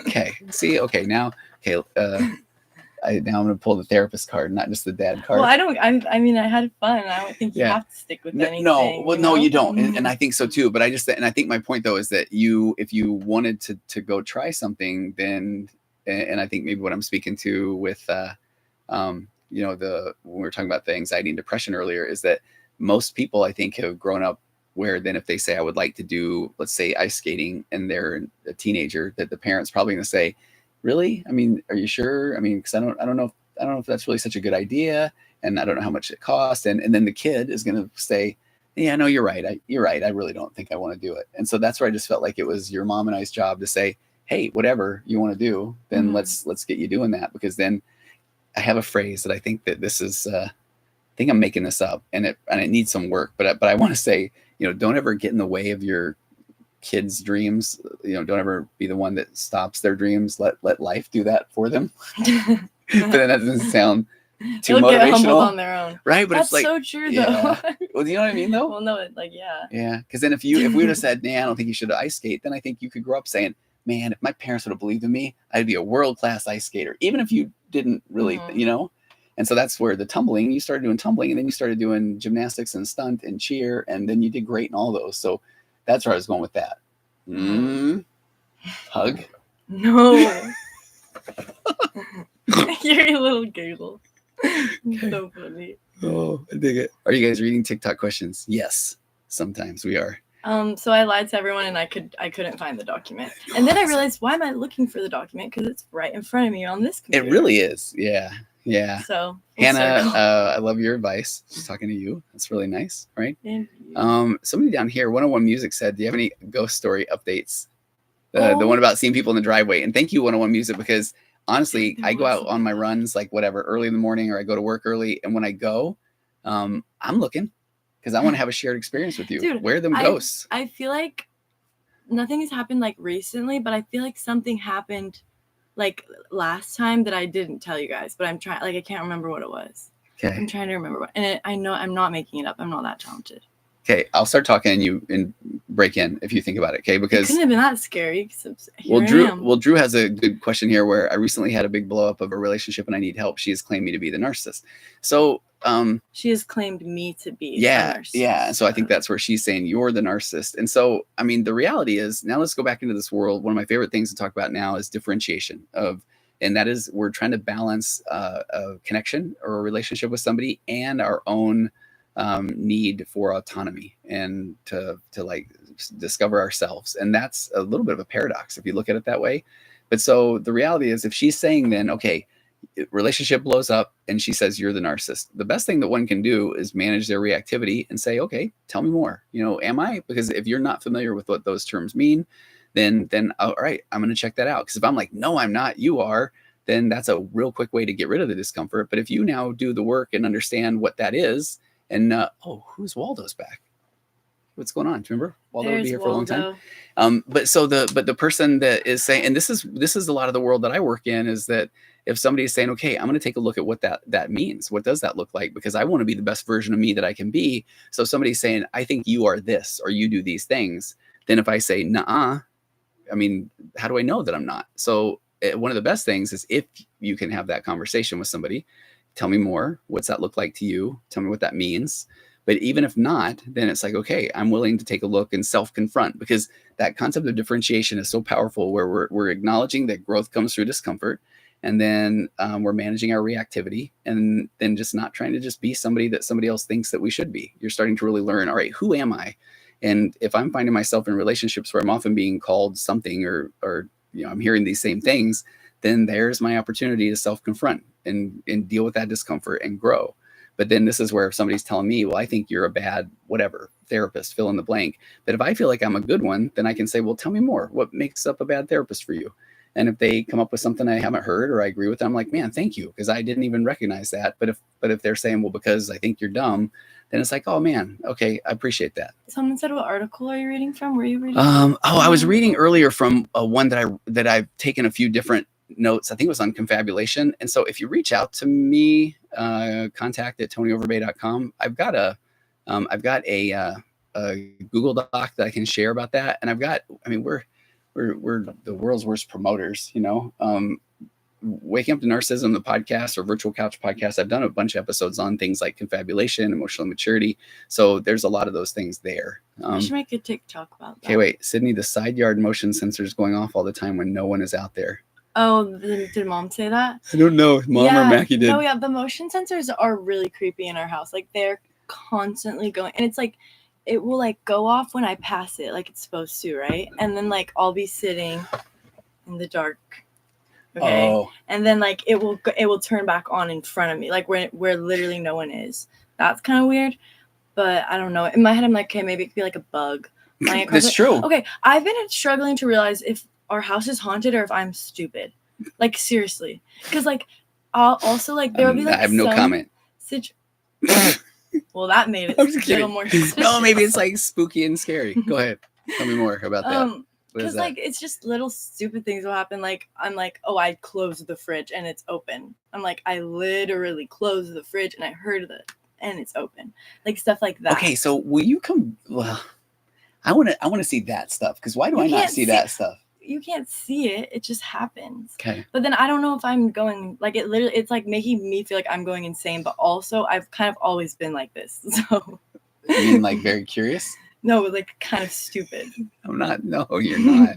I dabble in like stupidity constantly. Hey, would you think it's weird if because we have super cool cameras outside now, like because they just were here in the house, right, when we moved in. But yeah. I've never wanted to put the cameras on the inside because I feel like that's odd. Would you think that would be weird to have them, or would that be kind of cool? To like see if something happened? Mm-hmm. I guess maybe, but I don't know. I feel like ghosts are smart. Like ghosts are smarter than cameras. Like when people are like, is the camera capturing the ghost? Like, come on. He can probably just like snap and the camera can't see him. Now my mind's doing a whole thing where like, okay, we set up this thing where then if something happens, then it sprays like a mist of green something. No, this isn't Ghostbusters. Okay. Hey, Lexi Worrell has a very serious question that you need to ask. I would love it if you would answer this. Is it hard to have a dad that's a therapist? Do you feel psychoanalyzed at all? No, I guess not really. I don't think you really psychoanalyzed me ever. Oh, I am. But I mean, yeah, but I am everybody. It's like a dentist looks at people's teeth, or a hairstylist probably looks at people's hair. But it's a cool version of it, though. Well, now I'm uncomfortable. What are you going to do with that discomfort, Sid? Oh my gosh, that must be so interesting for you, because you get to analyze me and it goes back to what you did. Oh, for sure. So you're like, what is going on? Oh, wow. That's why when I make the jokes about hug and you were like, I'm not hugging you. I'm like, wait a minute. Did I do good or did I do bad? Like, I don't know, No, yeah. I don't know what that one is. I'm just not like affectionate at all. I know, but that's a me thing. Maybe but see, like then there's always that, like, is it you or am I just not? Right. Is my soul just not totally? It's your soul. You never know. It could be both. Right. Okay. So Drew Dugan, the blow up of relationship. So yeah, Drew. Honestly, I have. Please go listen to my Waking Up to Narcissism podcast. Honestly, I've got 100 and something episodes of that one, and I have examples where it says, "Am I the narcissist?" That's one of the number one questions. And I personally say that if you're even asking if you are, you're not, because you're the one that's actually trying to find out, wait, how do I fix this relationship?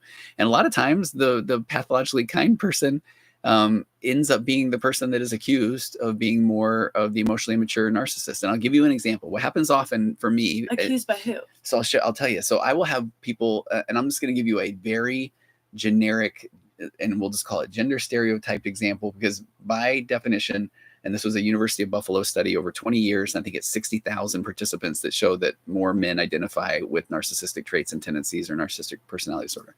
So, but that doesn't mean that a woman can't be a narcissist as well. Like that's my covering your bases. I totally am, because it's important to do so, because that's the feedback I get the most. But then I will have let's just say a wife who listens to that Waking Up to Narcissism podcast and all of a sudden says, "Oh my gosh, my husband's a narcissist." And then she will send him the podcast. He will listen, hate me for a little while, then realize, oh, I'm talking about we're all being emotionally immature and we don't know what we don't know. And then I will get to work with the husband. I mean, I have a lot of situations where this is the case. And then they start to show up different. They start to show up more emotionally consistent and not continually seeking validation, and understanding that, man, they are pretty reactionary, and they become more solid and understanding who they are. And then oftentimes their wife, who has said, okay, this is all I want, is for him to become more mature. But when he starts to become mature, and this happens so often, then she is, I call it testing the relationship for safety, which I totally understand, because she's heard him say, I'm going to change many times before. But now that he has the right tools and he is changing, then she's saying, well, you still do this, or you're this way, or you don't even understand the things you're doing, which then causes him often to react and get very reactionary. And so then she gets to say, see, you're still doing it. But then she's missing the 90% of things that he's showing up better as. And that's where at some point, then the more he's showing up consistent, and this is my whole point of this, was to get to this point where then a guy will often look at me and say, hang on, wait, is she actually the one that's emotionally immature? And I always joke, it's like, you don't say a word. Like you know, this is the part where you both were emotionally immature, and now you're both getting to this place you're better. And yes, you are becoming more emotionally consistent, and that is allowing us to see the relationship change in general. Does that make sense? It's such a trip. Yeah. So would emotional consistency be like the exact opposite of like intermittent reinforcement? Say that again. Would it be like the exact opposite of that? Like, what is emotional consistency? Just like constantly like. It's like, and I really like this question, because again, we talked earlier, we started off the night by saying that we stuff our emotions and feelings because when we were kids, we were told, don't worry about it. It's not a big deal. You shouldn't think that.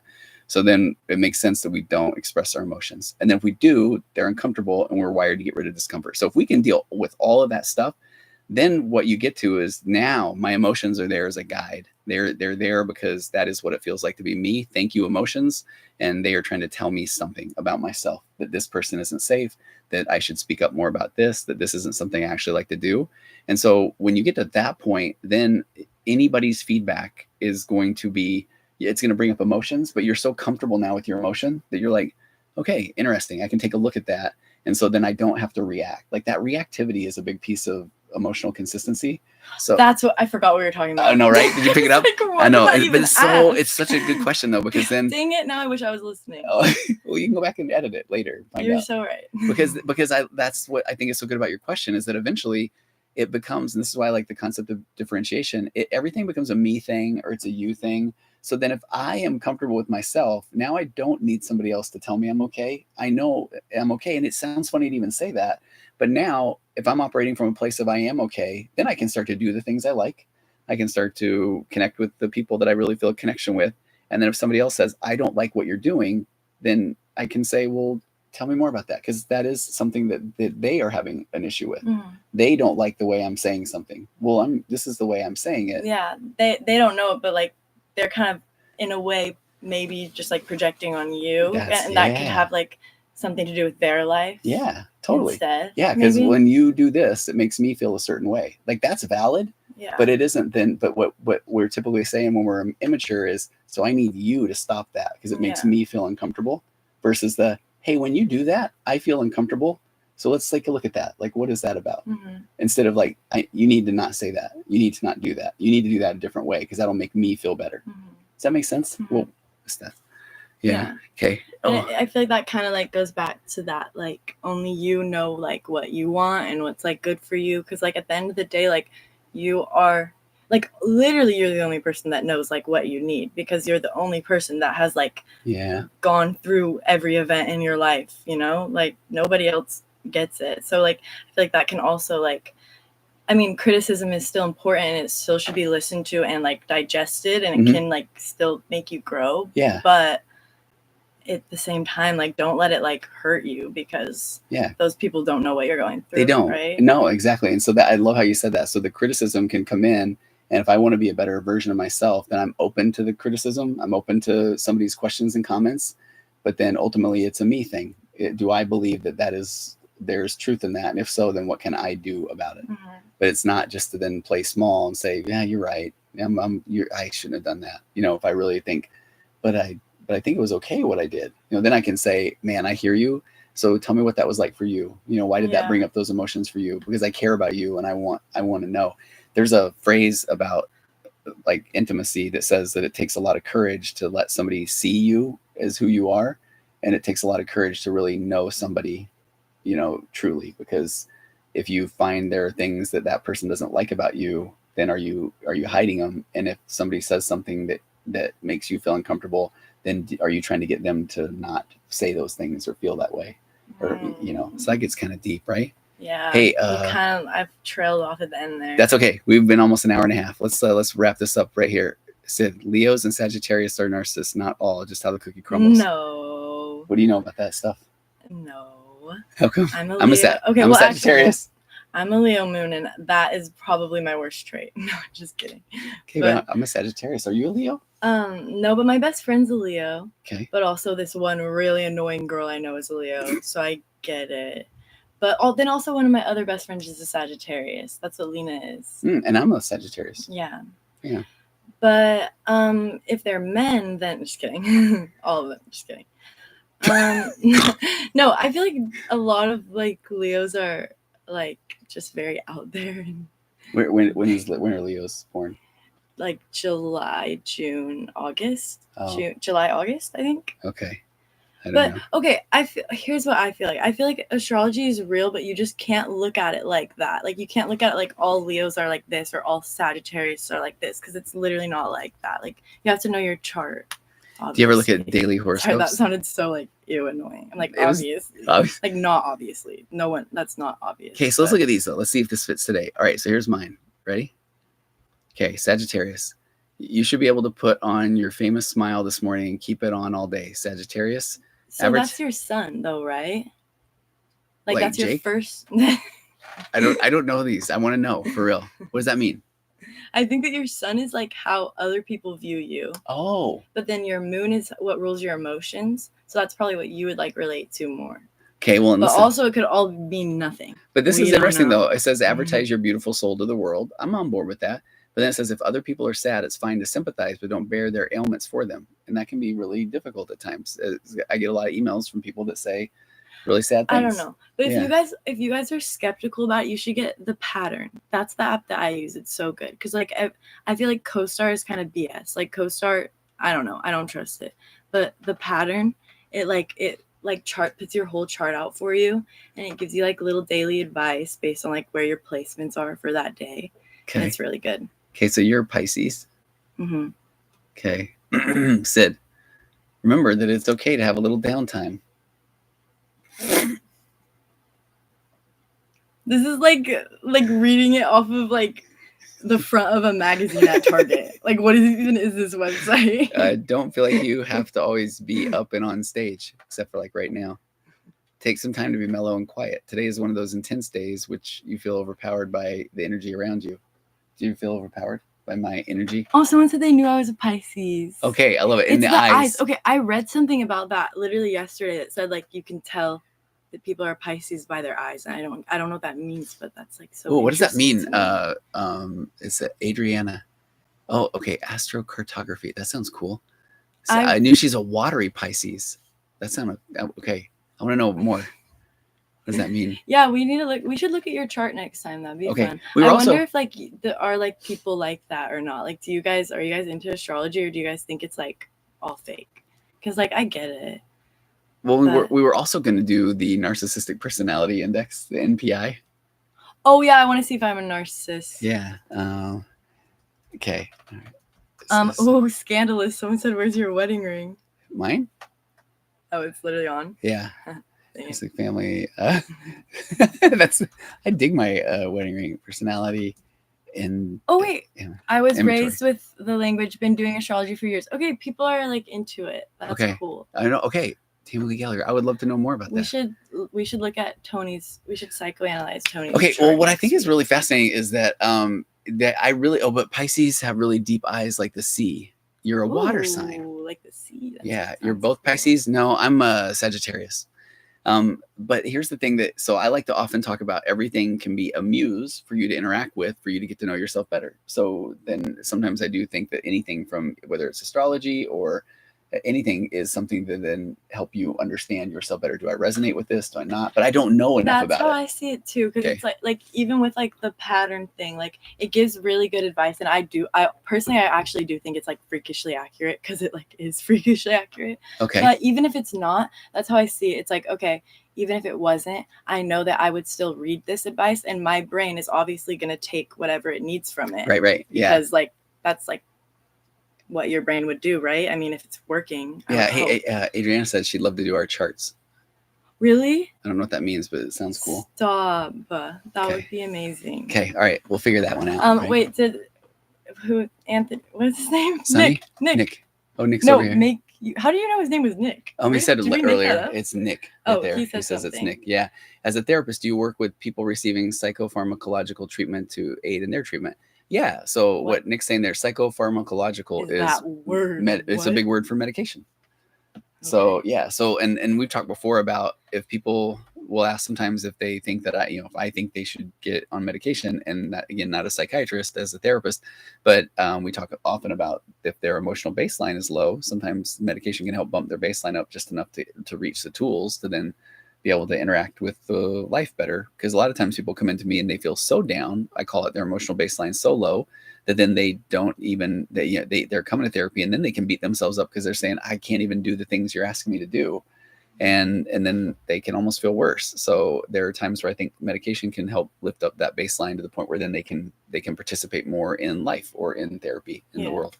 I know it's like it's like it doesn't make sense to even say it, but I feel like if you're scared to take medicine, like that is probably one of the biggest indicators that you might need medicine. It'd be interesting. And I mean? And it's funny, Andrew's saying I can feel the internet's comments about this coming. And we've talked about this a lot, actually. So this is something that, I've done episodes on this.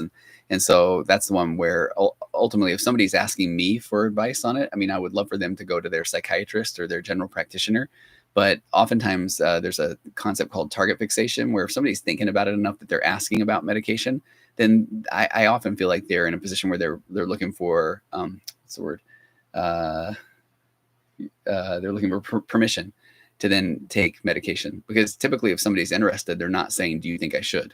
And a lot of times I'll often say, kind of lightheartedly, if somebody's saying, hey, what do you think about if I should do this thing?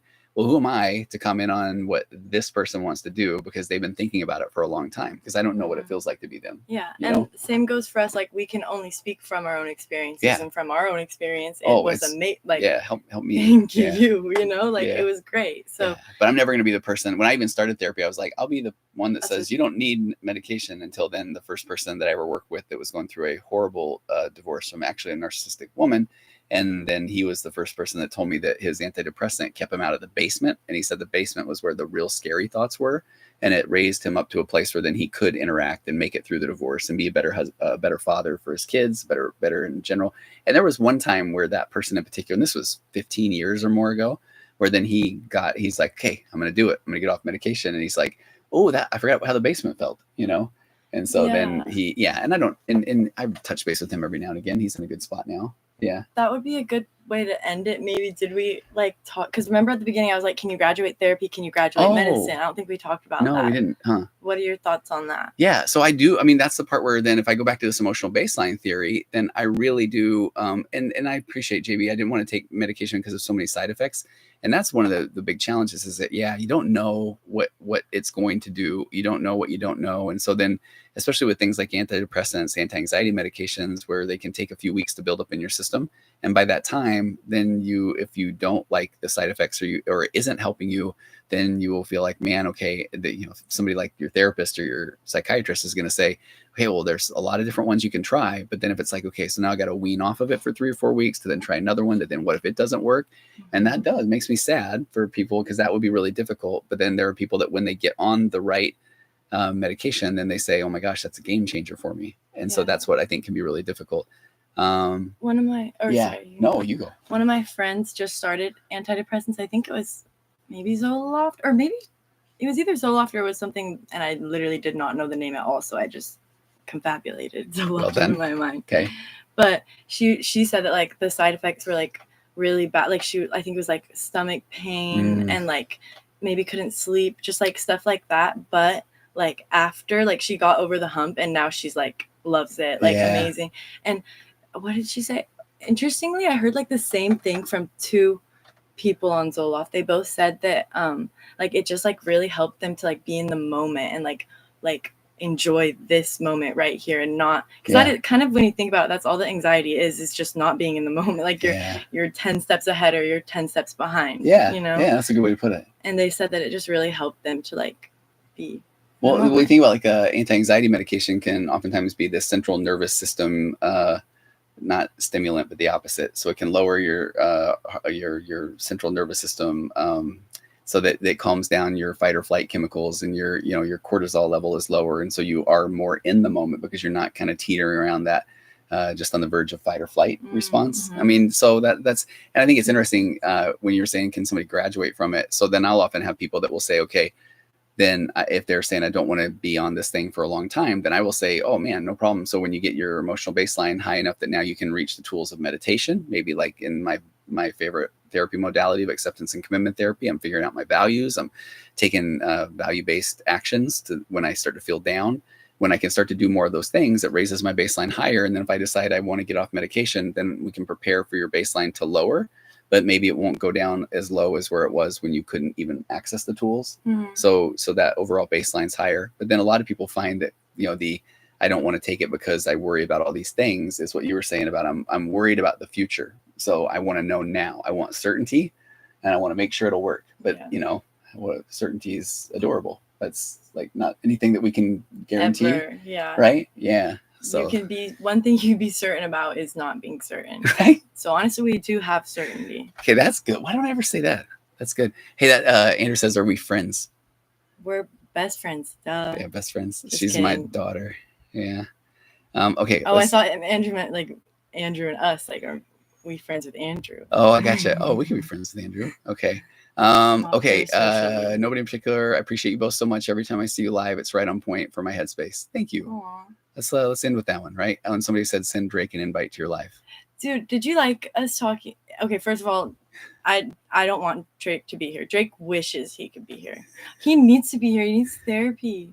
What was I saying? Do you guys like when we talk about that stuff? Like, do you like when we talk about like Drake and Kendrick? And because that could be like a fun thing if I like bring up some what's like funny tea from the week for you that you don't know about, and then you could give them therapy. I would love that. What would be funny to me, I've thought about this before, if you proposed it without telling me who they are and said, hey, I got a question, and it's these two guys, they've been friends before, and they just I'd be like, oh my gosh, that would be funny. Set it up like a Reddit story. Yeah, and it would be those two. But what people don't know though is, so I'm traveling back to my California office every other week, and then I go to the airport really early. And so the last couple of times I'm saying, Sid, can you take me to the airport early, and can you tell me all the latest? We talked about the Drake and Kendrick thing. We watched a long Drake and Kendrick video. It was good. So it's getting me all up to speed.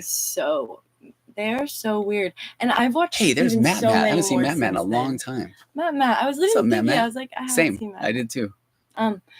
But no, yeah. That, I mean, I'm sure there will even be more by the next time we talk about it. More therapy. Getting my man caught up. That's right. Fine. You be getting my man caught up. Me playing the role of the man. Right? Playing the role of the man. Oh, you don't think you're a man? Oh, from Mom. Yes, tons of people talking about Drake and astrology earlier in the live. Drake and astrology in the same. What is his astrological sign? Ooh, what is it? Okay, Sarah, I haven't seen you guys in forever. Yeah, Sarah, we were gone for a little while. I'm not really sure why. Are you blaming me for something right now? Well, He's a Scorpio, of course he is. What do Scorpios do? Just kidding. This one guy, literally the last guy I was obsessed with, was a Scorpio. Yeah, I like that one. What would you do when people in the workplace keep attacking my mind through ironic words? That's just a funny question. What would you do when people in the workplace keep attacking my mind through ironic words? I love a good turn of phrase, and that one's where they're attacking your mind through ironic words. I would need some examples. Like, are they trying to make jokes? I know. Please send literal examples to contact@tonyoverbay.com. Okay, contact@tonyoverbay.com. I really want to know. I want to know. Maybe they're getting bullied in the workplace. I know, and I'm not trying to make fun of it, but it's like, or that person. Well, if bullied, I mean, take it up with HR, or learn to be differentiated, because that's one of those concepts where if you do react, then that person is getting their thrills from your reactment. So you become, learn the phrase, gray rocking, become incredibly boring and non-reactive. And then if they truly are immature, then they need to go find another supply or victim. Yeah. Oh yeah, they make fun of you, them bullying. That's all I'm talking about. Okay, and I apologize. I didn't mean to make light of that. So yeah, so in that, and Matt's missed coming to these lives. Okay, going through a big move right now, so I've been busy. Matt, hope all is going well. Yeah, we're back and better than ever, right? Mm-hmm. Yes. Okay. Okay, but we are going to go because people have got us talking 11 more minutes than we were going to, an hour and 41. Thanks to Mackie for moderating. I don't know if Connor or Taylor or anybody was joining them outside. And then Wendy, as always, thanks for the... Oh, I need to tell you about JoJo Siwa. She is so annoying. Just kidding. I don't want to like be a woman hater, but... What if we invite JoJo and Drake to the live?